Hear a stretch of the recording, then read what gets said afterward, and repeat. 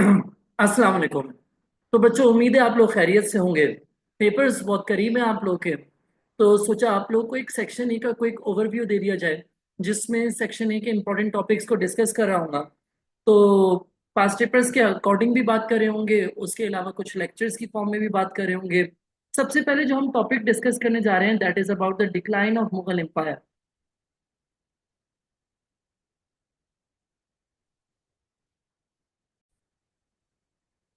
जब decline of Mughal empire की अगर हम लोग बात करें, तो इसके रीजंस हमारे सिलेबस का पार्ट है। इसका सवाल 7 मार्क का भी आता है और इसका सवाल 14 मार्क का भी आता है। Reasons for the decline of Mughal empire का। बेटा, अगर तो 7 मार्क में सवाल आए, आपके पास बहुत सारे रीजंस है, जैसे औरंगजेब की पॉलिसी हो गई, इन फाइटिंग हो गया, इसके अलावा थ्रेट ऑफ फॉरेन इन्वेजन हो गया, इसके अलावा एडमिनिस्ट्रेटिव प्रॉब्लम्स हो गया। बहुत सारे रीजंस हैं। आपने इसमें से कोई से भी 3 रीजंस लिख देने हैं, 3 डिफरेंट पैराग्राफ्स बनाओगे, 3 डिफरेंट रीजंस लिखोगे। इस तरीके से आपका आंसर हो जाएगा 7 मार्क वाला। कुछ भी मुश्किल नहीं है। असल में मुश्किल होती है जब बच्चे के पास 14 मार्क का सवाल आता है, उसको उसके पैटर्न समझने में काफी मुश्किल हो रही होती है। तो भाई बच्चा मुझसे पूछता है, सर एक तो बहुत सारे रीजंस हैं, क्या हम लोग को सारे लिखने की जरूरत है, या फिर हम लोग एक सवाल के अंदर कितने रीजंस लिखें? तो बेटा, सबसे पहले तो मैं आप लोगों को ये समझा रहा हूँ कि आप लोगों ने क्या करना है। आप लोगों ने तकरीबन 3 से 4 रीजंस लिखने हैं। 4 रीजंस लिखो, ये एक सुटेबल साइज है भाई आंसर का। कि भाई आप लोग ने जो है वो क्या करना है, आप लोगों ने 4 रीजंस लिख देने हैं। अब उसको किस लेंथ पे एक्सप्लेन करना है? मैं ये कहूंगा कि जिस रीजन को आप लोग कंक्लूजन में सपोर्ट करने वाले हो, उसके बारे में कम से कम 3 डेवलप पॉइंट्स हो। उसके अलावा जो रीजंस हैं उनके बारे में एक एक पैराग्राफ लेंथ लिख रहे हैं आप लोग, वो काफी है। अब आप मुझसे पूछो कि सर ये जो आप कह रहे हैं कि 3 डेवलप पॉइंट्स होने चाहिए, इसका क्या मतलब है? तो इसका मतलब भी मैं आप लोगों को समझा देता हूँ कि भाई डेवलप्ड और अनडेवलप्ड पॉइंट में क्या फर्क होता है। लेट्स सपोज हमारे पास पास्ट पेपर्स में एक सवाल आ गया। सवाल किस तरीके से आ गया? सवाल में उसने पूछ लिया कि भाई, यहाँ पे स्क्रीन पे भी शेयर कर रहा हूं मैं आप लोगों से। सवाल में पूछ लिया कि क्या औरंगजेब के रिफॉर्म्स सबसे इंपॉर्टेंट रीजन थे for the decline of Mughal empire? तो देखो, यहाँ पे एक होगी आपकी चोजन साइड, एक होगी आपकी नॉन चोजन साइड। भाई, for Aurangzeb reforms the main reason for the decline of Mughal empire, explain your answer. ये 14 मार्क का सवाल आ सकता है, इवन 10 मार्क का भी आ सकता है। तो देखो, आपने सबसे पहले चूज करना है कि क्या औरंगजेब सबसे इंपॉर्टेंट था या नहीं था। If you think that yes, Aurangzeb reforms were the most important one, तो आपने क्या करना है, औरंगजेब के ऊपर कम से कम 3 डेवलप पॉइंट्स लिखने हैं औरंगजेब रिफॉर्म्स के ऊपर। और फिर नॉन चोजन साइड में आपने कोई 3 और reasons of decline of Mughal empire ले लिए। सर, 3 डिफरेंट डेवलप पॉइंट्स का क्या मतलब? लेट सपोज भाई, मैंने कहा एक औरंगजेब की पॉलिसी थी इसके रिलीजियस व्यूज। ठीक है जी। नंबर 1 इसकी कौन सी पॉलिसी हो गई? इसके रिलीजियस व्यूज हो गए। नंबर 2 इसकी कौन सी पॉलिसी हो गई? इसके दौर में एक्सपेंसिव वॉर्स लड़ी जाती थी। ये दूसरा रीजन हो गया। और तीसरा रीजन क्या हो गया भाई? इसके जो लग्जूरियस लाइफस्टाइल था। भाई, लग्जूरियस लाइफस्टाइल था इसका, बहुत खर्चा वर्चा करता था, फजूल खर्ची करता था। अब ये मुझे 3 डिफरेंट रीजंस मिल गए। औरंगजेब के हैं, सारी औरंगजेब की पॉलिसीज है, लेकिन उसमें मुझे 3 पॉइंट्स मिल गए। ठीक है जी। तो रिलीजियस व्यूज को मैं पहले एक्सप्लेन करूंगा। ठीक है। और मैं इसके अंदर कुछ एग्जांपल्स वगैरह डिटेल्स देख के इसको एक्सप्लेन करूंगा। जैसे कि इसने कई हिंदू टेम्पल्स को तोड़वा दिया। He use to determine the length of the beard. ये लोगों की दाढ़ी का साइज जो है वो बियर्ड को डिटरमाइन करता था कितनी बड़ी है। और ये सारी चीजें जो हैं वो रिलीजियस इंटरफेरेंस के तौर पे देखी जा रही थी, कि भाई ये दूसरों के मामलात में दखल अंदाजी करता है। आप यहाँ पे जिजिया टैक्स की भी मिसाल दे सकते हैं, जो इसने री इंट्रोड्यूस कर दिया था नॉन मुस्लिम्स के ऊपर। फिर मुसलमानों के साथ बात करते हैं, तो मुसलमानों के ऊपर भी बड़ी सख्ती करता था। He used to impose punishments on missing the Friday prayers. तो this was seen as a restriction on personal behaviour. My dear students, develop point और अनडेवलप पॉइंट में क्या फर्क है, ये समझा रहे हैं। देखो, फॉर एग्जाम्पल एक बच्चे ने बताया कि रिलीजियस व्यू क्या थे। उसने यहाँ पे एग्जाम्पल्स कोट कर दी, लेकिन उसने उसको डिक्लाइन ऑफ मुगल एम्पायर से रिलेट नहीं किया। तो ये पॉइंट क्या कहलाएगा? ये अनडेवलप पॉइंट कहलाएगा। और अगर उसने साथ साथ इसका इम्पैक्ट बता दिया, सवाल से कनेक्शन बना दिया, और बता दिया कि how it led to the decline of Mughal empire. For example आपने कहा रिलीजियस इंटरफेरेंस की वजह से लोग इसके मुखालिफ होते जा रहे थे, which eventually contributed to the decline of Mughal empire. या फिर आपने कह दिया कि जब ये मुसलमानों के ऊपर भी सख्तियां करता था, this was seen as a restriction on personal behaviour which caused anger among the Muslims as well. मुसलमान भी इसके खिलाफ होते जा रहे थे, and eventually this led to the decline of Mughal empire. तो माय डियर स्टूडेंट्स, ये जो मल्टीपल इम्पैक्ट्स हमने बताए हैं, ये पॉइंट को एक वेल डेवलप्ड पॉइंट बनाते हैं। अगर ये वाली बात है, जिसे रिलीजियस इंटरफेरेंस या रिस्ट्रिक्शन ऑन पर्सनल बिहेवियर, यानी जो इम्पैक्ट है, अगर मैं ये नहीं लिखता तो मेरा पॉइंट अनडेवलप्ड रह जाएगा। दूसरी बात, मैंने कहा कि इसके दौर में एक्सपेंसिव वॉर्स होती थी, औरंगजेब साहब एक्सपेंसिव वॉर्स लड़ता था, जिसमें मैंने एग्जाम्पल में क्या एक्सप्लेन कर दिया, मराठास। मैंने कहा मराठास के खिलाफ 25 साल तक लड़ता रहा, and yet he could not defeat the Marathas. तो देखो मैंने क्या किया, अगर मैं सिर्फ ये बता के एग्जाम्पल देके छोड़ दूंगा तो मेरा पॉइंट एक्सप्लेन तो हो जाएगा लेकिन डेवलप नहीं होगा। डेवलप के लिए मुझे क्या बताना जरूरी है, उन पॉइंट्स का इम्पैक्ट बताना जरूरी है। जैसे कि मैंने कह दिया कि एक्सपेंसिव वॉर की वजह से मिलिट्री के ऊपर बर्डन आता था, या फिर लोगों से एक्सेसिव टैक्स कलेक्ट करना पड़ता था, जिसकी वजह से लोग नाखुश थे, नाराज थे, एंड इवेंचुअली लोग इनके खिलाफ हो गए और इनके खिलाफ हथियार उठा लिए, which eventually led to the decline of Mughal empire. अब आगे चलेंगे और इसके हम लोग ने आगे पढ़ा लग्जरियस फैक्टर्स के बारे में, लग्जरियस लाइफस्टाइल के बारे में। तो हमने मिसाल दे दी कि भाई इसने दिल्ली में पर्ल मॉस्क बनाई लोगों के पैसे से, और कहा यहाँ तो मैं अपनी प्राइवेट प्रेयर करूंगा।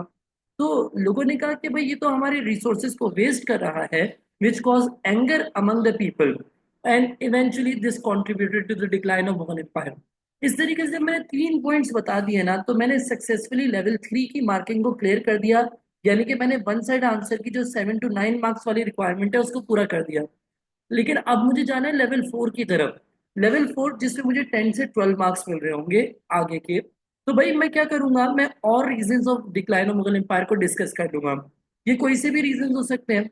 For example, the Mughals had forgotten the principles of Islam, जिससे मैंने आपको मोहम्मद शाह रंगीला की मिसाल दी, जो कि इस्लाम से बिल्कुल ही दूर हो गए थे, उनको अय्याशियों की आदत हो गई थी। आप यहाँ पे और मिसालें भी दे सकते हैं, अकबर के एक दोस्त की जो कि एक वक्त में 100 100 खाने बनवाता था, या शाहजहां की जिसने अपने मरहूम बीवी के लिए जिंदा लोगों का ख्याल ना रखा, बल्कि सारा पैसा अपनी मरहूम बीवी के लिए ताजमहल बनाने के लिए लगा दिया। तो इस तरीके से ये इस्लामी प्रिंसिपल्स को भूल गए थे, which made them weaker and weaker with every passing day, and eventually that led to the decline of Mughal empire. देखो यहाँ पर भी मैं इम्पैक्ट्स तो बता रहा हूँ, लेकिन उस तरीके से नहीं बता रहा जिस तरीके से मैंने चोजन साइड पे बताए थे। उसमें तो मैंने बाकायदा 3 अलग अलग पॉइंट्स और उनके ऊपर मल्टीपल इम्पैक्ट्स लिख के उनको एक्सप्लेन किया था। फिर यहाँ पे मैं दूसरे एक और रीजन बता रहा हूँ, एडमिनिस्ट्रेटिव प्रॉब्लम्स। लेट्स सपोज कि मुगल एम्पायर बहुत रैपिडली ग्रो कर रही थी, जिसकी वजह से इसको संभालना मुश्किल हो गया था। It became difficult to control it. तभी औरंगजेब साहब ने इसके लिए मनसबदार इंट्रोड्यूस किए, लेकिन वो जो मनसबदार थे वो खुद ही करप्ट थे। वो ज्यादा टैक्स कलेक्ट के अपनी जेबों में डाल देते थे, और औरंगजेब के पास पैसा पहुंचता ही नहीं था। So we can say that the hugeness of the empire made it difficult to govern it, and this caused loss of taxation. Tax collect नहीं हो पाता था, रिसीव नहीं होता था एम्पायर की तरफ से। तो इसकी वजह से मुगल एम्पायर कमजोर होती जा रही थी। इवेंचुअली आप एक और रीजन एक्सप्लेन कर सकते हो, जो कि अराइवल ऑफ ब्रिटिश है, कि भाई क्वीन एलिजाबेथ ने ग्रुप ऑफ मर्चेंट्स को इजाजत दी कि वो अपनी ट्रेडिंग कंपनी खोले। 1608 में वो सूरत में लैंड कर जाते हैं, और 1612 में वो ट्रेडिंग स्टार्ट कर देते हैं। हम बात करें ईआईसी के बारे में, ईआईसी ने जल्द ही पॉलिटिकल इन्फ्लुएंस गेन कर लिया। उनके पास गवर्नमेंट की सपोर्ट भी थी, उनके पास बेटर फंडिंग सिस्टम था, and eventually the Mughals could not match their advancements, and therefore they easily replace the Mughal empire. उन्होंने मुगल्स को रिप्लेस कर दिया। अब देखो बेटा, हमने क्या किया, एक जो चोजन साइड पे पॉइंट था उसको बहुत डिटेल में एक्सप्लेन किया, ठीक है जी, क्योंकि ये मेरा लेवल 3 की मार्किंग देता है। उसके बाद फिर मैंने 10 से 12 मार्क के लिए मैंने दूसरे साइड पे एक्सप्लेन किया, जिसमें मैंने 3 डिफरेंट फैक्टर्स कम से कम बताए, यानी टोटल 4 फैक्टर्स बताए। ठीक है, अब आखिर में मैं कंक्लूजन कर दूंगा। भाई मैं कहूंगा I agree with the given statement, कि भाई गिवन स्टेटमेंट से मैं अग्री करता हूँ, औरंगजेब रिफॉर्म सबसे इंपॉर्टेंट थे मेरे ख्याल में। लेकिन यहाँ पे मैं एक बैलेंस रखूंगा, मैं लफ्ज ऑल्दो का इस्तेमाल करूंगा। तो although all other reasons were also important, but Aurangzeb के रिफॉर्म सबसे ज्यादा इंपॉर्टेंट थे। अब मुझे यहाँ पे एक रीजन देना है क्यों। तो याद रखिएगा कंक्लूजन में जब भी आप रीजन देते हैं या तो ब्रॉड एस्पेक्ट में देते हैं या लॉन्ग रन एस्पेक्ट में देते हैं, यानी कि कोई चीज लंबे अरसे पे जा रही हो। तो मैंने कहा कि भाई हिस्टोरियंस बिलीव करते हैं कि Aurangzeb sahab sowed the seeds of the decline of Mughal empire. Even though इसकी डेथ के 150 साल बाद भी मुगल एम्पायर चल रही थी, लेकिन हिस्टोरियंस कहते हैं कि ये डिक्लाइन के बीज बो गया था, जिसकी वजह से इवेंचुअली मुगल एम्पायर डिक्लाइन हो गई। तभी मैं ये समझता हूँ कि ये सबसे important reason for the decline of Mughal empire था। इस तरीके से बेटा आपने क्या करना है, इस पैटर्न को याद रखना है कि जो भी साइट चोजन है, किस बेसिस पे आप साइट को चूज करोगे, कि आपके पास तीन अलग अलग पॉइंट्स उसको लिखने के लिए मिल रहे हैं कि नहीं मिल रहे, और उसके अलावा क्या आपके पास कोई एक रीजन है जो कि लॉन्ग रन एस्पेक्ट को कवर कर रहा हो कि आप कंक्लूजन कर सके। अगर ये दोनों चीजें किसी पॉइंट के बारे में मौजूद हैं तो आप लोग उसको सपोर्ट करें, अदरवाइज कोई और पॉइंट सोचे जहन में जिसको आप सपोर्ट कर सकें। देखो अगर मेरी मर्जी चल रही होती तो मैं अराइवल ऑफ ब्रिटिश को सबसे इंपॉर्टेंट पॉइंट कंसीडर करता, लेकिन क्योंकि मेरे पास इसके लिए लॉन्ग रन रीजन नहीं था कंक्लूजन में लिखने के लिए, या मेरे पास इसके लिए तीन अलग अलग डेवलप पॉइंट्स नहीं थे, एक शॉर्ट पैराग्राफ भी था, तो मैंने इसको कंक्लूजन में सपोर्ट नहीं किया, मैंने औरंगजेब के रिफॉर्म्स को कंक्लूजन में सपोर्ट कर दिया। आई होप बात समझ आ गई है। बेटा हमारा जो नेक्स्ट टॉपिक है that is the arrival and the expansion of British empire. किस तरीके से ब्रिटिश ईआईसी यहाँ पर आए और किस तरीके से उन्होंने जो है वो एक्सपेंड किया और इवेंचुअली टेक ओवर कर लिया मुगल्स को, और उन्होंने पूरे इंडिया पर कब्जा कर लिया। सबसे पहले तो इसमें सवाल आता है कि भाई ईआईसी क्या थी, व्हाट वाज ईआईसी। तो बेसिकली ईआईसी एक प्राइवेट ट्रेडिंग कंपनी थी जिनको क्वीन एलिजाबेथ ने 1600 में परमिशन ग्रांट की कि आओ ट्रेड करो इंडिया के अंदर। और सूरत के अंदर एक पोर्ट सिटी थी सूरत की, यहाँ पर लैंड कर जाते हैं 1608 के अंदर। 1612 के अंदर they started trading in India, और फिर इन्होंने अपने हेडक्वार्टर्स बनाना शुरू कर दिए। 1619 में इन्होंने एक छोटा सा हेडक्वार्टर बनाया सूरत में ही, सूरत की लोकेशन आप देख सकते हैं। लेकिन उसके बाद फिर इन्होंने अपने मेन हेडक्वार्टर्स पे वर्किंग स्टार्ट कर दी। जैसे कि 1639 में इन्होंने मद्रास में अपना एक हेडक्वार्टर बनाया जिसका नाम रखा सेंट जॉर्ज।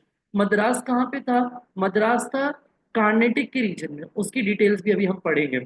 1668 में इन्होंने अपना एक और हेडक्वार्टर बनाया बॉम्बे के अंदर जिसका नाम इन्होंने बॉम्बे कैसल रखा।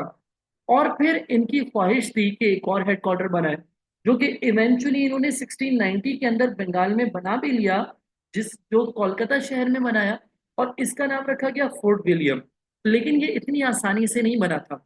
हमें मालूम है कि जब इन्होंने औरंगजेब से इजाजत मांगी थी तो औरंगजेब साहब ने इनको रिफ्यूज कर दिया था कि आप बंगाल में ट्रेड नहीं कर सकते। और इसके नतीजे में ईआईसी और मुगल्स के खिलाफ के दरमियान पहला इनकाउंटर देखा गया ईयर 1686 में, औरंगजेब वर्सेस ब्रिटिश। ब्रिटिश ने अपनी आर्मी भेजी under the command of Georgia child. Georgia child के कमांड के अंडर आर्मी भेजी, लेकिन औरंगजेब के बॉयज ने इसको चुटकी बजाते ही बच्चों की तरह हरा दिया। जितना चाइल्डिश इसका नाम था जॉर्जिया चाइल्ड, उतनी चाइल्डिश इसकी आर्मी थी। और इवेंचुअली क्या हुआ, हम लोग को मालूम है कि जॉर्जिया चाइल्ड ने इनको हरा दिया और औरंगजेब साहब ने इनको सरेंडर करने में मजबूर कर दिया। ये ईआईसी के लोग आए इस तरीके से घुटनों पे बैठे और औरंगजेब के आगे इन्होंने माफी मांगी। औरंगजेब ने इनको माफ तो कर दिया, यानी कि इनको इंडिया से बाहर तो नहीं निकाला, but British EIC paid a huge fine of 150,000 rupees to continue trading in India. आज के जमाने में 150,000 रुपीज कुछ भी नहीं है, लेकिन ईयर 1686 में ये एक बहुत बड़ी अमाउंट थी। तो ईआईसी से 1.5 लाख रुपए का फाइन पे करवाने के बाद इनको यहाँ ट्रेडिंग करने की इजाजत दे दी। लेकिन सर सवाल ये पैदा होता है कि ईआईसी को इंडिया के अंदर ही ट्रेड क्यों करना था, ईआईसी को कोई और जगह क्यों नहीं मिल रही थी ट्रेड करने के लिहाज से।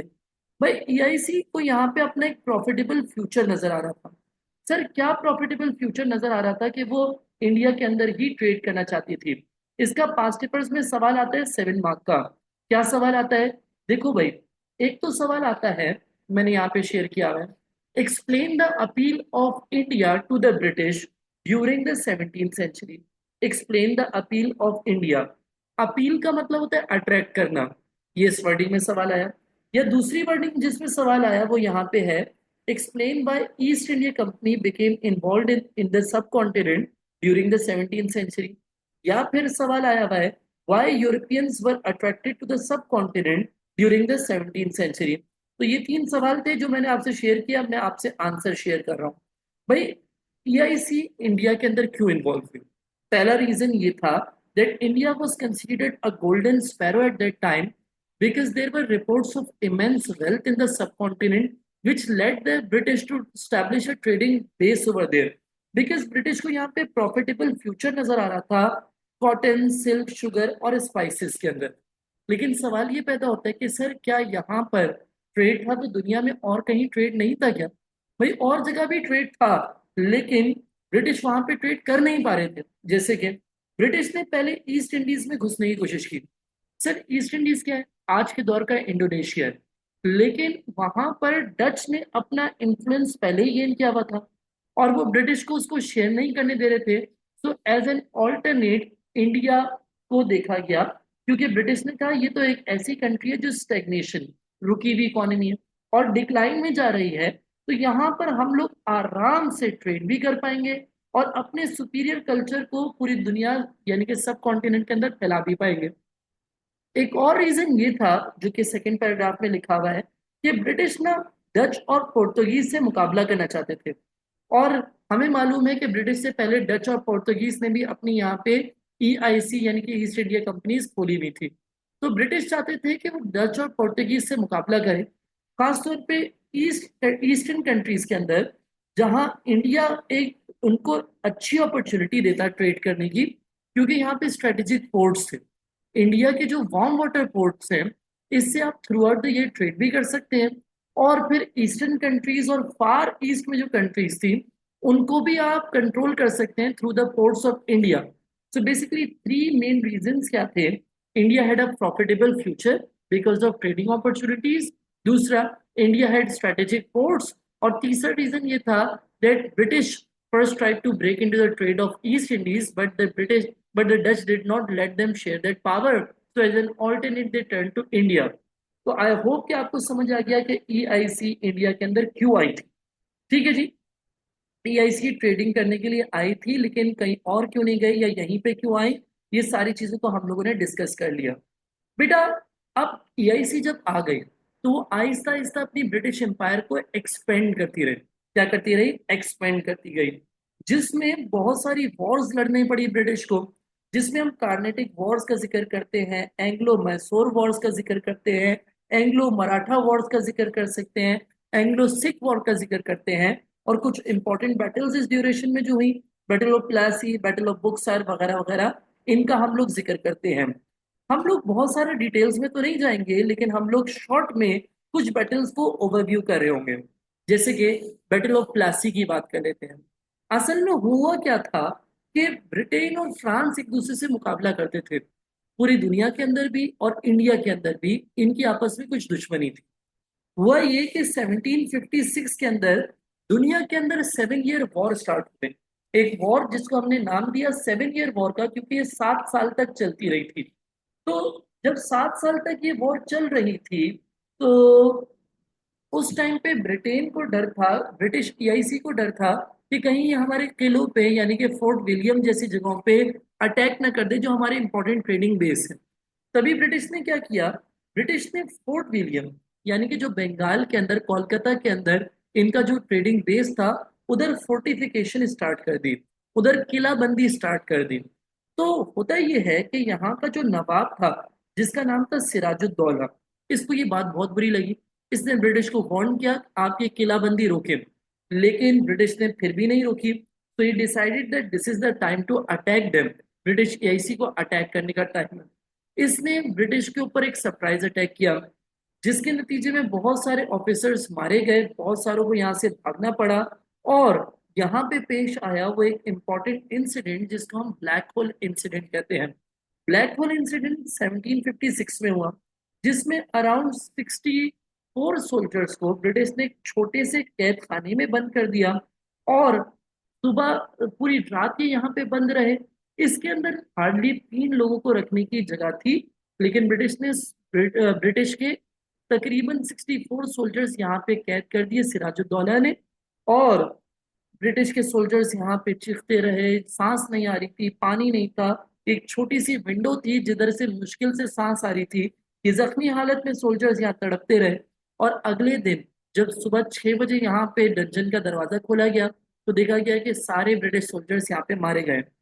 कुछ ब्रिटिश सोल्जर्स यहाँ से भाग गए थे और वो पहुंचे रॉबर्ट क्लाइव के पास, जो उस टाइम पे एक हीरो कमांडर समझा जाता था। रॉबर्ट क्लाइव ने कहा कोई बात नहीं, हम रीइंफोर्समेंट लेकर जाएंगे और सिराजुद्दौला का मुकाबला करेंगे। तो जो मुकाबला हुआ उस बैटल को हम लोग कहते हैं द बैटल ऑफ प्लासी, जो कि 1757 में होती है। बैटल ऑफ प्लासी में जब रॉबर्ट क्लाइव अपनी फोर्सेस लेकर मार्च करता है तो सिराजुद्दौला अपना कमांडर चुनता है मीर जाफर को। इनके दरमियान बैटल होती है, लेकिन उस बैटल के अंदर बआसानी ब्रिटिश जीत जाते हैं और मीर जाफर अपनी गद्दारी करता है और सिराजुद्दौला की इसके रिजल्ट में मौत हो जाती है। बेटा 7 मार्क में पास्ट पेपर्स में सवाल आया हुआ है, explain the reasons for the British victory, British इसमें क्यों जीत गए थे। तो पहला reason, it started raining during the battle. British ज्यादा एक्सपीरियंस थे, उन्होंने अपने वेपन्स को कवर कर लिया।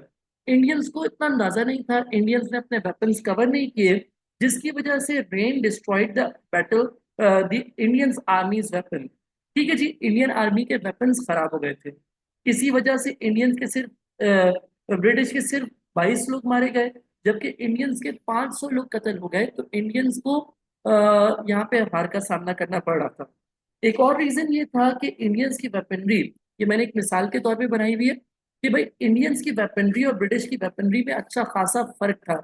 British had superior weaponry and they were more experienced army. They had discipline, they were known for their discipline at the battlefield, जो कि इनको आसानी करता था जीतने में। और लास्टली जब मीर जाफर को अपनी मौत नजर आ रही थी तो उसने क्या किया, पार्टी ही बदल ली। ठीक है, मीर जाफर स्विच साइड, वो ब्रिटिश के साथ मिल गया, विच कंफर्म द ब्रिटिश विक्ट्री। होता ही है कि सिराजुद्दौला की बॉडी एक रिवर में से मिलती है, he died in the battlefield. तो मीर जाफर को as a reward next nawab of Bengal बना दिया जाता है। बेटा जब भी बैटल ऑफ प्लासी के बारे में सवाल आता है, किसी 14 मार्क में इसका आंसर पूछा जाता है, जैसे कि अक्सर पूछा जाता है कि क्या victories in the local battles जो थी वो सबसे इंपॉर्टेंट रीजन था कि ब्रिटिश इतना एक्सपेंड कर पाए। तो जब लोकल बैटल्स का जिक्र आए तो अक्सर हम बैटल ऑफ प्लासी और बैटल ऑफ बुक्सर की बात करते हैं। तो देखो, जब भी आप 14 मार्क के अंदर लिखोगे बैटल ऑफ प्लासी का, तो आप सिर्फ बैटल लिख के छोड़ नहीं दोगे, आप उसके ऊपर कमेंट करोगे कि उसकी इंपॉर्टेंस क्या थी। भाई उसकी इंपॉर्टेंस ये थी कि ईआईसी अभी तक सिर्फ एक ट्रेडिंग बेस था, लेकिन जब अपनी मर्जी का नवाब बैठ गया तो ईआईसी को पॉलिटिकल पावर भी मिलना शुरू हो गया। दूसरी बात, इसने अब अपनी मर्जी के नवाब से दूसरे नवाबों से ताल्लुकात मेंटेन किए। तो ब्रिटिश ने क्या किया, दूसरे नवाबों के साथ फेवरेबल ट्रेडिंग राइट्स डेवलप कर लिए। जैसे नवाब ऑफ बंगाल से कहा, अगर दूसरों का माल यहाँ से गुजरता है तो उस पर टैक्स कम लगाओ, ताकि जब हमारा माल किसी और एरिया से गुजरे तो वो भी हम पे टैक्स ना लगाएं या कम लगाएं। इस तरीके से उसने, ब्रिटिश ने नवाब ऑफ बंगाल मीर जाफर की मदद से फेवरेबल ट्रेडिंग राइट्स डेवलप कर लिए दूसरे नवाबों के साथ। इसके बाद मीर जाफर को ये लोग फोर्स करते थे कि ब्रिटिश को ये गिफ्ट्स दे, लैंड गिफ्ट करे, पैसा गिफ्ट करे, जिससे ब्रिटिश की वेल्थ में खासा इजाफा हो रहा था। तो ये थी importance of this battle of Plassey. देखो बैटल ऑफ प्लासी में ब्रिटिश जो है बहुत फायदा हासिल करते हैं, और मीर जाफर ब्रिटिश के हाथ में एक पपेट रूलर बना था। लेकिन तू नहीं रियलाइज कि ऐसे तो इंडिया के अंदर कोई वेल्थ बचेगी नहीं, सब ब्रिटिश कब्जा कर लेंगे। तो इसने क्या किया, इसने ब्रिटिश के लिए काम करना बंद कर दिया। जब इसने ब्रिटिश के लिए काम करना बंद किया, ब्रिटिश ने इसको लात मार के निकाला और इसकी जगह इसी के दामाद, इसी के सन इन लॉ मीर कासिम को नेक्स्ट नवाब ऑफ बंगाल बना दिया। बेटा इनिशियली तो मीर कासिम ने ब्रिटिश को वेल्थ गेन करने में मदद की, लेकिन then he decided to resist the British army. इसने कहा ब्रिटिश को रेजिस्ट करने का टाइम आ गया, क्योंकि ऐसे तो बंगाल पूरा लूट लेंगे। तो इसने क्या किया, ब्रिटिश के दो दुश्मनों के साथ मिलकर एक फोर्स तैयार की, जैसे कि मुगल एम्परर शाह आलम टू और अवध का नवाब शुजाउद्दौला के साथ इसने मिलकर फोर्स तैयार की, and he fought in the battle of Buxar. Battle of Buxar was fought in 1764। उस टाइम पे रॉबर्ट क्लाइव छुट्टियों पे गया हुआ था, तो उसने अपनी जगह हेक्टर मुनरो के कमांड के अंडर आर्मी भेजी, जिसने, ब्रिटिश ने इस कंबाइंड फोर्सेस को आराम से डिफीट कर दिया। This force was defeated by the British, और ब्रिटिश ने 3 जगहों का दीवानी सिस्टम, दीवानी राइट्स यानी कि जो रेवेन्यू सिस्टम है वो अपने हाथ में ले लिया। ये 3 जगह कौन सी थी, एक थी बिहार, एक थी बेटा बंगाल और तीसरी थी उड़ीसा। तो अब ब्रिटिश के पास मजीद रिसोर्सेज थे to make their control even more effective. तो what was the importance of this battle? First, that British got massive new resources to make their control even more effective. And इसके बाद British ने Robert Clive को governor of Bengal बना दिया। भाई क्यों बना दिया? क्योंकि बंगाल बेसिकली कैप्चर ही रॉबर्ट क्लाइव की पॉलिसीज की मदद से हुआ था। Robert Clive was an effective military commander. He help British to win major victories in the Battle of Plassey, in the Battle of Buxar. Even though he was not physically present in the Battle of Buxar, इसने अपनी जगह Hector Munro को भेजा था, but ये इसी की policies के थ्रू ये ब्रिटिश ये बैटल जीते थे। उससे पहले अगर आप लोगों को याद हो तो इसने आर्कट वगैरह में भी ब्रिटिश को जीतने में मदद की थी, इसको हीरो समझा जाता था। Therefore he became the governor of Bengal. I hope कि बैटल ऑफ प्लासी और बुक्सार आप लोगों को समझ आ गई है। देखो बेटा, ये पास्ट पेपर्स का मैंने एक सवाल शेयर किया हुआ है आप लोगों के साथ, जो कि 7 मार्क का आ चुका है, लेकिन 10 या 14 मार्क का भी आ सकता है। भाई इसमें सवाल कैसे पूछ रहे हैं? Why were the British able to replace Mughals as the dominant force in India? ये मेरे नोट से मैंने आपसे शेयर किया हुआ है। इसको 14 मार्क में भी एग्जामिनर साहब बना सकते हैं, जैसे कि the victories in the local battles, ये वाला पॉइंट मैं आपको समझाने की कोशिश कर रहा था, was the most important reason why British were able to replace Mughals as the dominant force in India। तो बेटा ये जो लोकल बैटल्स का जिक्र करता है ना, victories in the battles that created resources, यहाँ पर बैटल ऑफ प्लासी और बुक्सर की बात करता है। ठीक है जी। तो बेटा जो बैटल ऑफ प्लासी और बुक्सर आप लिखोगे वो बहुत ज्यादा डिटेल में नहीं लिखोगे, लेकिन जो उसकी इंपॉर्टेंस है ना वो बात बताओगे।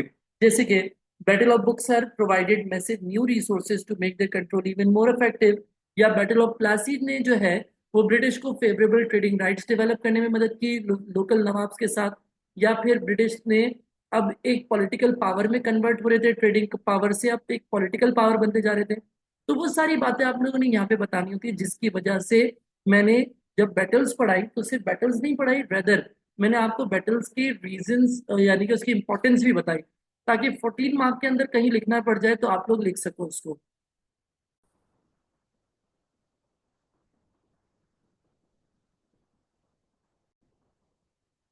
बेटा हम लोग मई जून 2018 से एक सवाल कर रहे हैं, जो कि ब्रिटिश की एक्सपेंशन को कवर कर रहा होगा।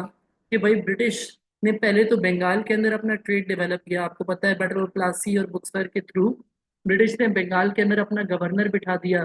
ठीक है, पहले तो अपना नवाब बनाया था, फिर अपना गवर्नर बिठा दिया, लेकिन आहिस्ता आहिस्ता फिर ब्रिटिश ने बियॉन्ड बंगाल भी अपने ट्रेड को या अपने इन्फ्लुएंस को स्टैब्लिश किया। तो यहाँ पे एक सवाल आया हुआ है, क्वेश्चन नंबर 1 का डी पार्ट यानी कंपलसरी क्वेश्चन में आया हुआ था, was the Indian act of 1784। Indian act quit Indian act को ही कहते हैं। क्विट इंडियन एक्ट 1784 में इंट्रोड्यूस हुआ था। ठीक है जी। 1784 में जो क्विट इंडियन एक्ट था उसको इंडियन एक्ट भी कहा जाता है, ये बात आप लोग को समझा रहा हूँ। कह रहा है कि क्या ये सबसे मेन रीजन था why British were able to expand beyond Bengal between 1784 and 1815। देखो यहाँ पर ना सवाल सिमिलर आते रहते हैं, लेकिन डेट्स चेंज होती रहती हैं, तो डेट्स को बहुत बहुत गौर से आप लोगों ने देखना है। ठीक है जी। कह रहा है कि क्या इंडियन एक्ट सबसे इंपॉर्टेंट रीजन था 1784 और 1850 के दरमियान, जिसकी वजह से ब्रिटिश एक्सपेंड कर पाए बियॉन्ड बंगाल। तो यहाँ पे देखो जो सवाल में लिखा होता है पॉइंट, जैसे इंडियन एक्ट लिखा हुआ है, तो इसको तो लाजमी एक्सप्लेन करना है। उसके अलावा बेटा आपने जैसे पहला पैराग्राफ पे इंडियन एक्ट के बारे में बता दिया, उसके अलावा भी आपने कुछ रीजंस बताने हैं। जैसे कि मार्क्स स्कीम के अंदर एक रीजन लिखा हुआ है परमानेंट सेटलमेंट एक्ट, और दूसरा इंपॉर्टेंट रीजन लिखा हुआ है सब्सिडरी अलायंस, और तीसरा फिर एनेक्सेशन ऑफ लैंड्स का जिक्र किया हुआ है। ठीक है, ये 3 इंपॉर्टेंट पैराग्राफ्स आप बनाओगे इसमें, इंडियन एक्ट, सेटलमेंट एक्ट और सब्सिडरी अलायंस। उसके बाद आप फिर एनेक्सेशंस का जिक्र कर सकते हो। इस तरीके से आप ये 4 पैराग्राफ्स में इसका आंसर लिख रहे होगे। तो जरा मैं इसके पॉइंट शेयर करता हूँ, लेक्चर शेयर करता हूँ, फिर आपको समझाने की कोशिश करता हूँ। देखो बेटा, पिट इंडियन एक्ट को समझने के लिए हमें एक्ट ऑफ पार्लियामेंट 1773 का बैकग्राउंड जानना जरूरी है। क्यों? क्योंकि पिट इंडियन एक्ट की एक्सप्लेनेशन में इसका जिक्र आ जाता है। इवन तो अलग से एक्ट ऑफ पार्लियामेंट का अभी तक कोई सवाल नहीं आया, लेकिन कल को आ जाए तो हम लोग समझ लें। एक्ट ऑफ पार्लियामेंट को रेगुलेटिंग एक्ट भी कहा जाता है और एक्ट ऑफ पार्लियामेंट भी कहा जाता है, जो 1773 में आया। होता यह है कि जब ब्रिटिश ने बंगाल पे कब्जा कर लिया था, तो उस टाइम पे बंगाल में फेमेन आ गया, जिसमें हजारों लोग मारे जा रहे थे। लेकिन ईआईसी अपनी करप्शन के अंदर इन्वॉल्व थी। लोगों पे हैवी टैक्स लेना, लोगों से फोर्सफुली गिफ्ट्स लेना, लैंड लेना, और लोगों का ख्याल बिल्कुल भी ना रखना। फेमेन का जरा भी परवाह ब्रिटिश को नहीं थी, जिसकी वजह से एक पार्लियामेंट मेंबर इतने ज्यादा एंगर्ड थे, इतने ज्यादा गुस्सा थे ब्रिटेन के अंदर, कि उन्होंने हाउस ऑफ कॉमन्स के अंदर ये कहा कि भाई, दुनिया में कोई भी सिविलाइज्ड गवर्नमेंट नहीं है, no civilized government ever existed on the face of the earth who was more greedy or corrupt than the government of EIC। भाई, दुनिया में कोई इतनी सिविलाइज्ड गवर्नमेंट एग्जिस्ट नहीं करती जो कि ज्यादा करप्ट या ग्रीडी थी गवर्नमेंट ऑफ ईआईसी से। तो आप ये देख सकते हैं, ऐसे बयानात से ईआईसी की तो बदनामी हो ही रही थी, लेकिन साथ साथ ब्रिटेन की भी बदनामी हो रही थी। तो ब्रिटिश गवर्नमेंट ने कहा कि यार, हमें कुछ तो करना पड़ेगा इनको कंट्रोल करने के लिए। तभी इन्होंने क्या किया, ईआईसी को फोर्स करने के लिए कि इंडिया के अंदर बेहतर गवर्नमेंट प्रोवाइड करें, इन्होंने एक एक्ट अनाउंस किया जिसका नाम था एक्ट ऑफ पार्लियामेंट।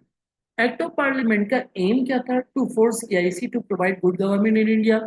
इन्होंने वार्निंग दी एआईसी को, लेकिन उसका कोई मेजर इम्पैक्ट नहीं आया। रॉबर्ट क्लाइव के ऊपर करप्शन के चार्जेस हुए, उसके ऊपर केस भी हुआ, लेकिन उसके बावजूद करप्शन के अंदर कोई फर्क नहीं आया। तो इन चार्जेस के नतीजे में, इवन दो रॉबर्ट क्लाइव ने सुसाइड जरूर कमिट कर ली थी, he became addicted to opium, opium के नशे, अफीम के नशे करने लग गया था, और फिर इसने सुसाइड भी कर ली। लेकिन इंडिया के हालात में कोई खास फर्क नहीं आया। ठीक है। तभी ब्रिटिश ने कहा कि यार, अब टाइम आ गया है कि इनको जबानी तो वार्निंग से कोई असर नहीं हो रहा, तो हम लोग एक एक्शन लेते हैं। और इवेंचुअली ब्रिटिश ने 1784 के अंदर पिट इंडियन एक्ट अनाउंस किया। पिट इंडियन एक्ट क्या था कि ब्रिटिश ने अपना गवर्नर जनरल बना दिया, इंडिया के अंदर अपना गवर्नर जनरल भेजा। का अब ईआईसी सिर्फ ट्रेडिंग करती रहेगी, वो कोई गवर्नमेंट नहीं करेगी बंगाल की। गवर्नमेंट कौन करेगा? गवर्नर जनरल, जो कि कौन था? Warren Hasting became the first governor general. इसके अंडर होंगी तीन प्रेसिडेंसीज, यानी कि जो भी मेन हेडक्वार्टर्स थे ना ब्रिटिश के, वो ये कंट्रोल कर रहा होगा, कोलकाता, मद्रास और बॉम्बे वाले। ठीक है जी। कोलकाता में आपको पता है फोर्ट विलियम था, मद्रास में सेंट जॉर्ज था, बॉम्बे के अंदर बॉम्बे कैसल था। तो तीनों को कौन कंट्रोल कर रहा होगा? Governor general. और ये किस किस चीज को कंट्रोल करेगा? तीन चीजों को कंट्रोल करेगा: commander in chief of army, police system और लीगल सिस्टम। देखो, 4 मार्क का अलग से भी सवाल आता है कि what was Pitt Indian act, तो आप लोग यही सारी बातें लिखोगे। सर, पिट इंडियन एक्ट से कोई फायदा हुआ कि नहीं हुआ? बिल्कुल फायदा हुआ। It was way better than the previous act of 1773। Act of parliament के मुकाबले में तो बहुत बेहतर था। It did improve the previous system. Previous system ने तो कोई फायदा नहीं किया था, एक्ट ऑफ पार्लियामेंट से तो कोई फायदा नहीं हुआ था। लेकिन जो पिट इंडियन एक्ट था, उससे काफी फायदा हुआ। ठीक है जी। Although it did not engage the Indians in the government, अब भी गवर्नमेंट में ब्रिटिश ही घुसे हुए थे, लेकिन फिर भी इंडियंस कहते हैं कि पिछले वाले एक्ट के मुकाबले में तो बहुत बेहतर था। तो इंडियंस थोड़ा बहुत खुश थे, थोड़ा बहुत नाराज थे इससे। इसने प्रीवियस सिस्टम को बेहतर कर दिया, लेकिन बहुत ज्यादा इंडियंस को जॉब्स फराहम नहीं हुई। तो सबसे पहले तो आपने ये पूरे एक्सप्लेन कर, आपने एक्सप्लेनेशन में ये बात लिखी, और डेवलपमेंट में जो अभी मैंने आपको पॉइंट्स बताया कि it was better than previous act, it did improve the previous system, it did improve the government of India, but the negative was that it did not engage the Indians in the government. तो देखो, ये development के points लिखना बहुत जरूरी होते हैं, इस पे कमेंट करना कि इससे फायदा हुआ, नुकसान हुआ, ये पॉजिटिव था या नेगेटिव था, ये बहुत जरूरी काम होता है। उसके बाद आप आ जाओगे अदर उस पे, जैसे कि आपने परमानेंट सेटलमेंट एक्ट को एक्सप्लेन किया। परमानेंट सेटलमेंट एक्ट क्या था, मैं इसकी मदद से आप लोगों को एक्सप्लेन करूंगा। बेटा, उस टाइम पे इंडिया के गवर्नर जनरल थे कॉर्नवालिस। देखो, कौन वाले थे ये, तो मैंने कौन वाली तस्वीर लगा दी, तो नहीं बात, ताकि आपको याद रहे, इमेज कायम हो कि कॉर्नवालिस, लॉर्ड कॉर्नवालिस उस टाइम पे गवर्नर जनरल थे। भाई, इन्होंने कहा कि 1793 में हम एक नया सिस्टम इंट्रोड्यूस करें कि जो हिंदू जमींदार हैं, हम उनको लैंड ओनरशिप का राइट देते हैं। यानी कि पहले हम उनसे बस फिक्स पैसा देते थे, तो वो काम उतनी जिम्मेदारी से करते नहीं थे, और आउटपुट पे इंक्रीज करके नहीं देते। तो अब हम क्या करते हैं, उनको ना प्रॉफिट शेयरिंग बेसिस पे लैंड ओनरशिप देते हैं। हम कहते हैं कि भाई, अगर ज्यादा आउटपुट आएगा तो हम भी ज्यादा कमाएंगे, आपको भी ज्यादा देंगे। तो लेट सपोज, एक टेबल से मैंने समझाने की कोशिश की है, पूरा टेबल बनाने की या याद करने की जरूरत नहीं है आपको। ये सिर्फ समझने के लिए। लेट सपोज आउटपुट आया 100 रुपए का, तो ईस्ट इंडिया कंपनी का 10% फिक्स कर दो, लेट सपोज उनको मिल गया 10 रुपीज। जमींदार लेके चले गए 40, और पेजेंट्स जो किसान है वो लेके चले गए 10। तो सर ये तो 60 बन रहा है। भाई 10, 40 और 10 तो 60, अब बाकी 40 का क्या हुआ? वो सरप्लस जो बचा है उसको री इन्वेस्ट करो प्रोडक्टिविटी बढ़ाने के लिए, लेट सपोज ट्रैक्टर खरीदो, या फिर आप इरिगेशन को इम्प्रूव करो। सरप्लस रेवेन्यू री इन्वेस्ट करोगे तो अगले साल ज्यादा आउटपुट आएगा ना। तो अगले साल क्या हुआ? अगले साल ज्यादा आउटपुट आ गया पहले के मुकाबले में। लेट सपोज 120 का आउटपुट आ गया, तो ब्रिटिश ने कहा हमारा 10% फिक्स है, हमें 12 रुपीज दे दो। पहले हम 10 लेके गए थे, अब हम 12 ले जाएंगे। जमींदार पहले 40 लेके गए थे, अब 45 ले जाए तो उनको भी फायदा हो गया। पेजेंट पहले 10 लेके गए थे, तो अब 15 ले जाए, वो भी ज्यादा ले जाए।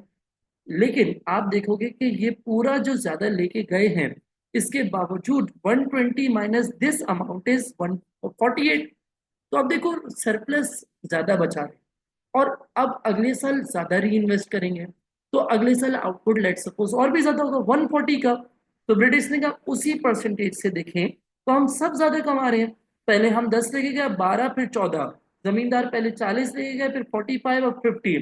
पेजेंट्स पहले 10 लेके गए थे, अब 15, अब 20 लेके जा रहे हैं। तो ब्रिटिश ने कहा देखिए ये ज्यादा कमाने की स्कीम क्या है कि हमें सरप्लस को री इन्वेस्ट करना पड़ेगा, तभी तो अगले साल आउटपुट ज्यादा आएगा। ये स्ट्रेटेजी ब्रिटिश की बहुत काम की गई, और इसकी वजह से British were able to secure the financial interest of EIC.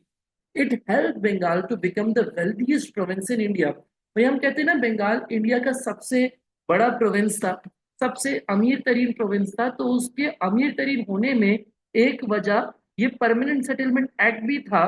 और दूसरी बात, इसने जो वेल्थ क्रिएट की, that wealth allowed British to extend control over other parts of the India. I hope कि आपको परमानेंट सेटलमेंट एक्ट समझ आ गया है। अब हम चल रहे हैं सब्सिडरी अलायंस की तरफ। देखो नेक्स्ट इसमें जो इवेंट आप लोगों ने लिखना है, that is the subsidiary alliance that was introduced by Lord Wellesley. Lord Wellesley ने प्यार से धमकाया, और जबरदस्ती के दोस्त बन गए इंडियंस के। अजीब सी बात है सर, क्या बात करना चाह रहे हैं समझ नहीं आ रही। भाई ये लोग गए अपनी फौज ले लेके डिफरेंट नवाबों के पास, राजाओं के पास, लोकल लीडर्स के पास गए। उनसे कहा कि देखिए भाई आपको ये बात मालूम है कि कल को हम आपको अटैक कर दें तो क्या होगा? आप हार जाएंगे, आप हमारा मुकाबला नहीं कर पाएंगे। हाँ जी, तो क्या क्या चाहते हैं फिर आप?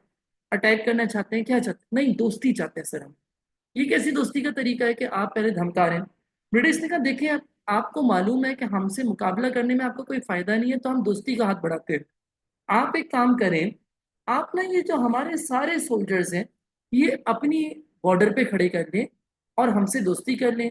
ये हमारे सोल्जर्स आपकी मदद करेंगे अगर इनकेस हमारे अलावा कोई और आपको अटैक कर देता है। हम तो करेंगे नहीं ना, हम तो दोस्त हो गए।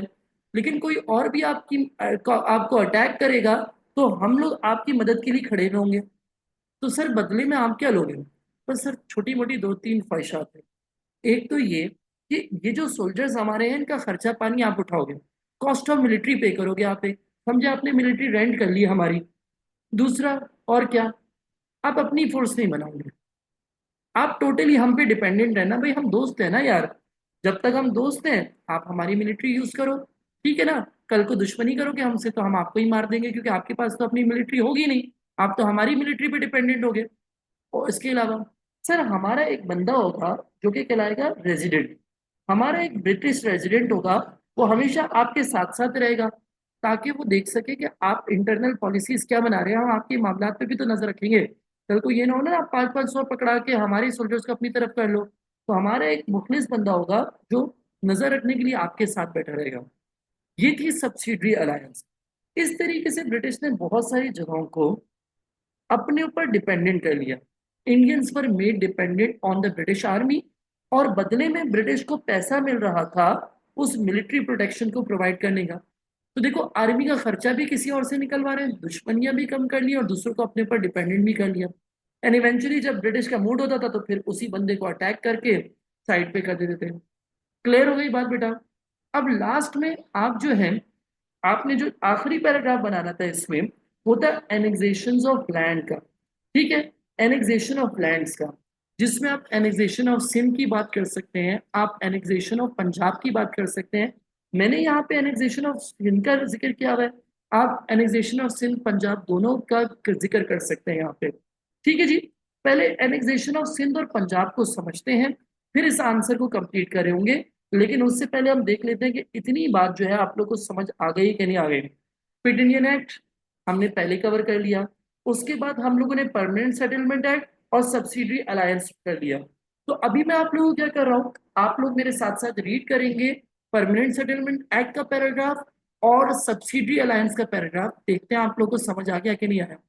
भाई, Lord Cornwallis introduced permanent settlement in 1793, making zamindars of Bengal the land owner, उनको land ownership दिया, subject to a payment of fixed sum to the British. In 1793, this amounted to some 10% of the total term sum collected by the जमींदार। जमींदार से कहा 100 रुपए आपके तो 10 हमारे, 120 अगर आपका आउटपुट आया तो 12 हमारे। तो इस तरीके से हम 10% अपना रिसीव करते रहेंगे, लेकिन सरप्लस को री इन्वेस्ट करना पड़ेगा ताकि अगले साल मजीद पैसा आए। तो जब जमींदार ओनर होगा तो वो जरूर री इन्वेस्ट करना चाहेगा। ठीक है जी, तो क्या हुआ, permanent settlement secured the financial interest of EIC and help Bengal to become the wealthiest province of India, allowing British to extend their control. तो ये जो मैंने शेड किया हुआ है बेटा ग्रीन से, ये बेसिकली क्या है, डेवलपमेंट ऑफ द आंसर। ठीक है जी, अब दूसरा पैराग्राफ पढ़ते हैं। भाई हमने कहा local rulers were persuaded to sign subsidiary alliance by Lord Wellesley, who became the Governor General in 1798. The local rulers continued to run the affairs while the British officers offered protection. British ने कहा local से कि आप अपने अपने मामला देखते रहो, प्रोटेक्शन की जिम्मेदारी हमें दे दो, हम अपने बंदे आपके गार्ड बना के खड़े कर देंगे। In return for this protection, the the ruler paid towards the cost of the soldiers and accepted the British advisor, resident advisor, जो दखल अंदाजी करता रहेगा आपके मामलात में, नजर रख के बैठेगा। This consolidated Britain's power in India at little cost and extended the British control. I hope कि ये बात आप लोगों को समझ आ गई है। अब मैं एनेक्सेशन ऑफ लैंड की बात करूंगा, जिधर बेसिकली मैं एनेक्सेशन ऑफ सिंध और पंजाब को डिटेल में एक्सप्लेन करूंगा। वैसे तो आप यहाँ पे अवध का, हैदराबाद का, मैसूर और दिल्ली का भी जिक्र कर सकते हो, जो कि बेसिकली अवध और हैदराबाद तो सब्सिडरी अलायंस साइन करके ही ब्रिटिश के अंडर आ गए थे। तो आप चाहो तो उस वाले पैराग्राफ में भी इसको मिला सकते हो। और लास्ट पैराग्राफ आप सिंध और पंजाब की एनेक्सेशन का जिक्र कर लो भाई, यहाँ पे जो मार्क्स स्कीम में लिखा हुआ है। समझो ये मैंने आंसर नहीं लिखा हुआ, ये मार्क्स स्कीम है। तो सिंध और पंजाब को चलो पढ़ने चलते हैं और देखते हैं सिंध और पंजाब ब्रिटिश ने किस तरीके से एनेक्स किए थे। बेटा, annexation of Sindh and annexation of Punjab को डिटेल में समझते हैं। ठीक है, इतना डिटेल में आप लोग लिखना नहीं होता, लेकिन मैं समझाता थोड़ा डिटेल में ही हूँ। आपको जो लिखना होगा वो भी रीड करवा दूंगा, वो बहुत शॉर्ट होगा, लेकिन समझाने के लिए डिटेल में कॉपी बना देगा मतलब।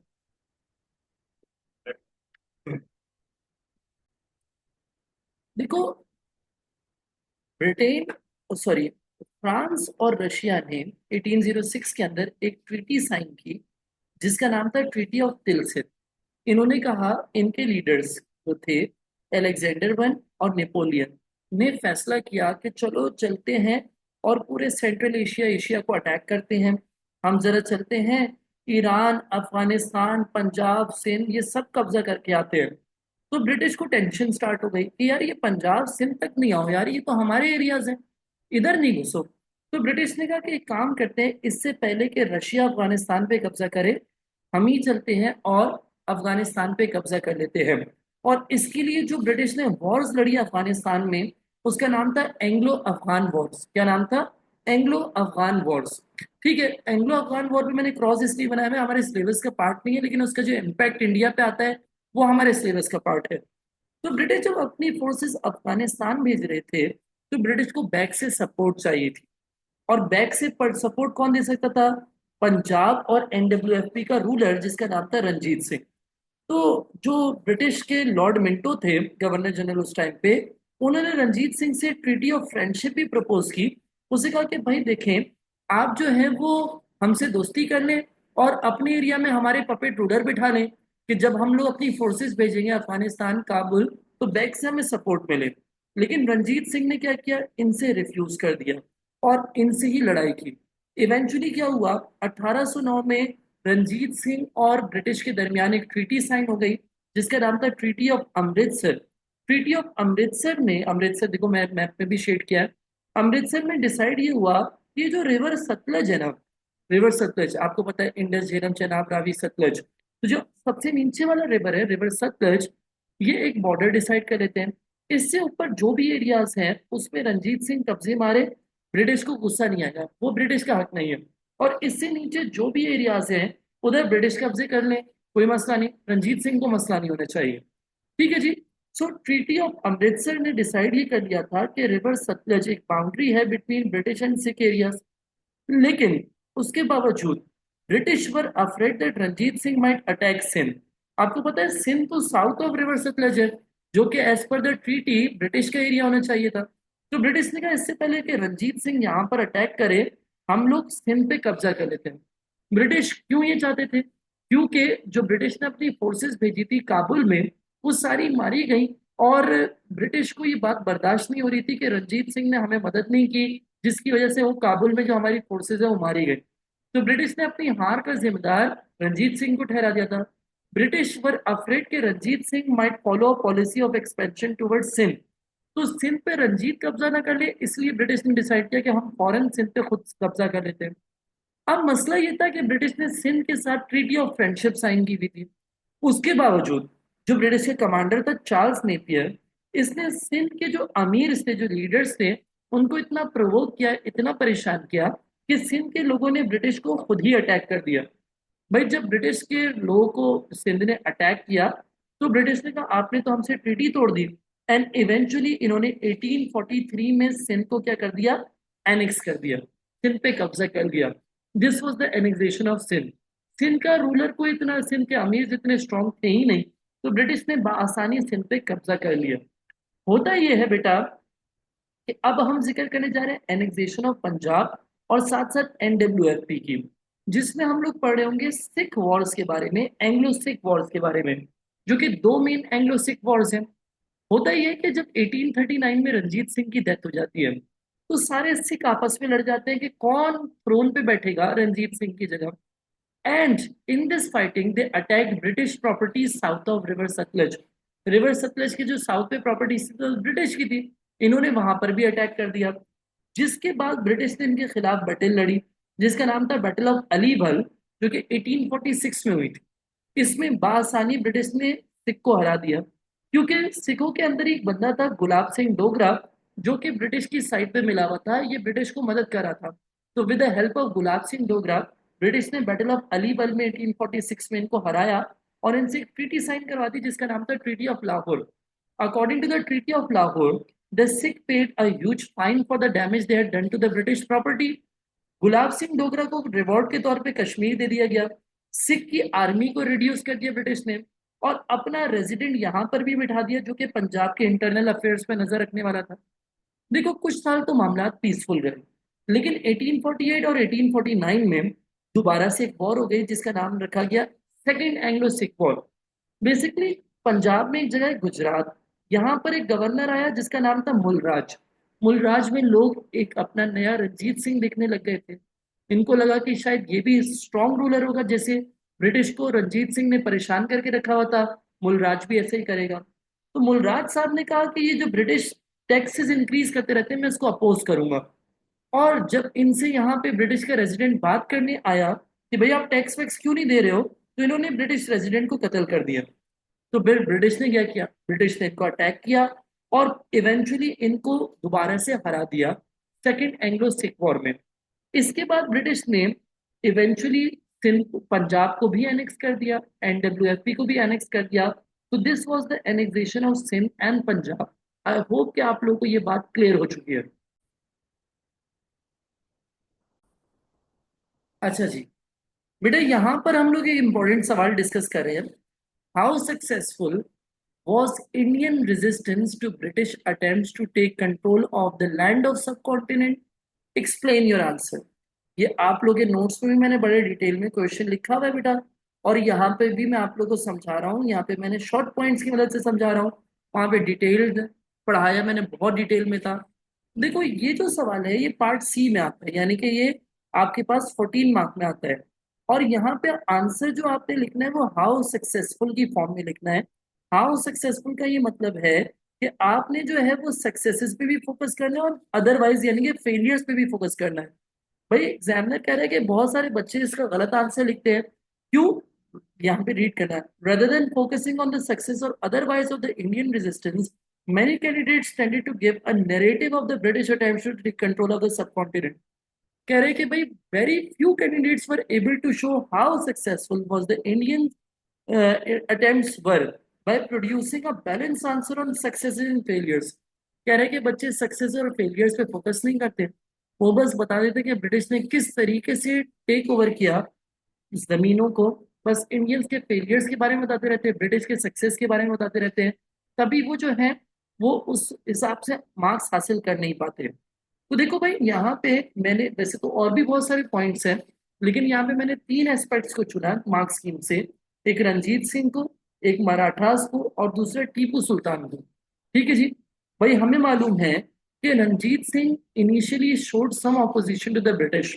फॉर एग्जाम्पल जब ब्रिटिश एंग्लो अफगान वॉर के लिए अपनी फोर्सेस काबुल में भेज रहे थे, Ranjit Singh refuse to install puppet rulers in their area, and therefore this led to all British forces being killed in Kabul. Kabul में ब्रिटिश की फोर्सेस मारी गई, लेकिन रंजीत सिंह ने इनके आगे सरेंडर नहीं किया। उसने कहा मैं अपने एरिया में पपेट रूलर नहीं बिठाऊंगा, और ब्रिटिश इसको डायरेक्टली अटैक भी नहीं करते थे because he was too powerful, and British even British were afraid of Ranjit Singh. तो हम ये कह सकते हैं कि initially there were some early successes of Indians in resisting the British, लेकिन इवेंचुअली क्या हुआ, हम लोग को मालूम है कि ब्रिटिश ने देखा कि Ranjit Singh is following expansion policy toward Sindh. तो ब्रिटिश ने क्या किया, सिंध को एनेक्स कर दिया, सिंध पे कब्जा कर लिया, और इस तरीके से रंजीत सिंह की पॉलिसी ऑफ एक्सपेंशन को नाकाम बना दिया। And later on after the death of Ranjit Singh, British ने क्या किया, फर्स्ट और सेकंड फर्स्ट और सेकंड एंग्लो सिख वॉर हरा के इनको पंजाब को भी एनेक्स कर लिया, और नॉर्थ वेस्ट फ्रंटियर प्रोविंस को यानी कि एनडब्ल्यूएफपी को भी एनेक्स कर लिया। यहाँ पे आप ट्रीटी ऑफ लाहौर का भी जिक्र कर सकते हैं कि ब्रिटिश ने बैटल ऑफ अलीबल में हरा के ट्रीटी ऑफ लाहौर साइन करवाई, जिससे ह्यूज फाइन पे करवाया, और ब्रिटिश ने अपना रेजिडेंट बिठा दिया, गुलाब सिंह डोगरा को एरिया इनका दे दिया, कश्मीर उठा के गुलाब सिंह डोगरा को दे दिया।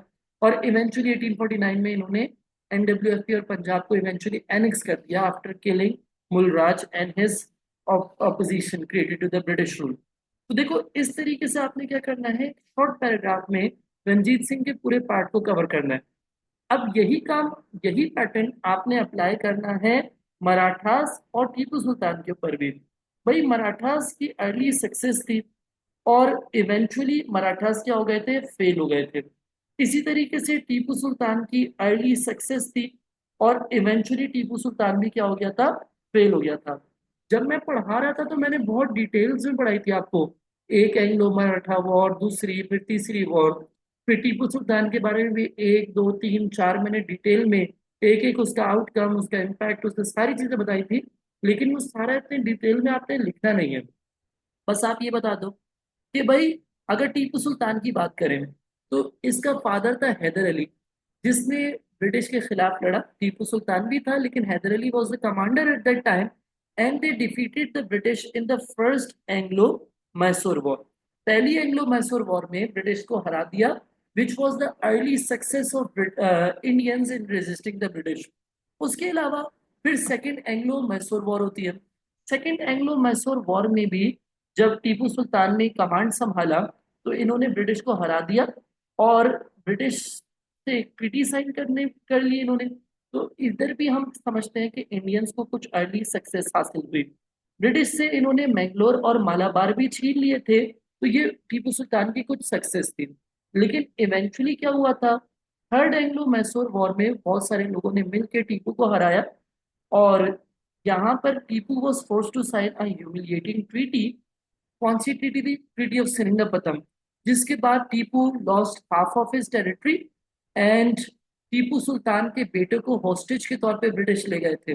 बाद में जब इसने रिमेनिंग अमाउंट पे की, तो फिर ब्रिटिश ने इसके इसके बेटों को भी वापसी कर दिया था जो हॉस्टेज के तौर पे रखे हुए थे। So this was the eventual failure of Tipu Sultan. Tipu Sultan was eager to take the revenge from the British.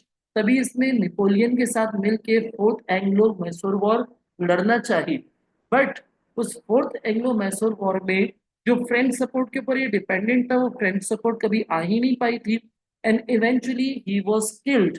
He was not only defeated but he was killed while defending his fort at Sringapatna, and उस time पे इसकी मौत हो गई। तो this was the eventual failure of Tipu सुल्तान।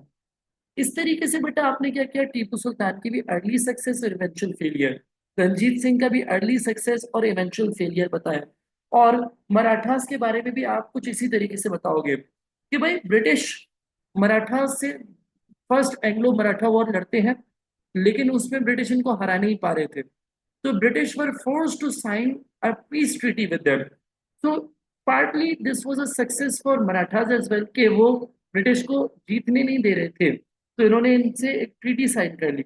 लेकिन eventually उस treaty में भी ब्रिटिश का ही फायदा था, क्योंकि ब्रिटिश ने इनसे ये अग्री करवा दिया था कि जो सालसेट है वो ब्रिटिश की पोजेशन में रहेगा, जो कि इन्होंने ब्रिटिश से छीन लिया था। और इवेंचुअली इनसे ये भी एग्री करवा दिया था कि ये किसी और यूरोपियन के साथ नहीं मिलेंगे, यानी मराठास जो है वो फ्रेंच वगैरह के साथ मिलेंगे नहीं। ठीक है, तो इवेंचुअली ब्रिटिश का इसमें भी कुछ ना कुछ फायदा तो था। बट क्योंकि ब्रिटिश इनको हरा नहीं पाए थे फर्स्ट मराठा वॉर में, so we can partly say that this was a success of Indians in resisting the British। लेकिन इवेंचुअली क्या हुआ, सेकेंड एंग्लो मराठा वॉर हुई, और उसमें ब्रिटिश ने इनको क्या किया, हरा दिया। और थर्ड एंग्लो मराठा वॉर में तो 1817 और 1819 के दरमियान जो वॉर हुई बेसिकली, उसमें तो ब्रिटिश ने इनके इन्फ्लुएंस को कंप्लीटली खत्म कर दिया था, और मराठास का थ्रेट ही खत्म कर दिया था बाय 1819। तो इवेंचुअली हम कहेंगे Indians were failed to stop British resistance. ठीक है, अब याद रखिएगा, जो ब्रिटिश की सॉरी जो इंडियंस की अर्ली सक्सेस थी, वो ब्रिटिश का क्या था, अर्ली फेलियर था। क्या था, अर्ली फेलियर था। और जो इंडियंस की इवेंचुअल फेलियर था, वो ब्रिटिश की इवेंचुअल क्या थी, सक्सेस थी। क्या थी, सक्सेस थी। अब मैं ये बात क्यों बता रहा हूँ आपको, क्योंकि देखो कभी कभी ये सवाल आता है ब्रिटिश के पर्सपेक्टिव से, कभी आता है इंडियन के पर्सपेक्टिव से। जैसे कि यहाँ पे इंडियन रेजिस्टेंस लिखा हुआ है, तो ये इंडियंस के पर्सपेक्टिव से आप बात करोगे। How successful was Indian resistance to British attempts to take control of the land of subcontinent. कभी कभार ये सवाल ऐसे भी आ सकता है, how successful were British in gaining control of the land of the subcontinent between this and that year, कुछ भी डेट दे सकता है। तो देखो जब सवाल ब्रिटिश के पर्सपेक्टिव से जाएगा, तो आपने सेम आंसर लिखना है, लेकिन जो कमेंट करोगे वो ये नहीं करोगे कि this was the early success of Indians, आप कहोगे this was the early failure of British. और जब आप यहाँ पे लिख रहे होगे इवेंचुअल फेलियर ऑफ इंडियंस, तो आप इंडियंस के पर्सपेक्टिव से नहीं कहोगे, ब्रदर आप ब्रिटिश के पर्सपेक्टिव से कहोगे कि this was the eventual success of British in gaining control of the सब कॉन्टिनेंट।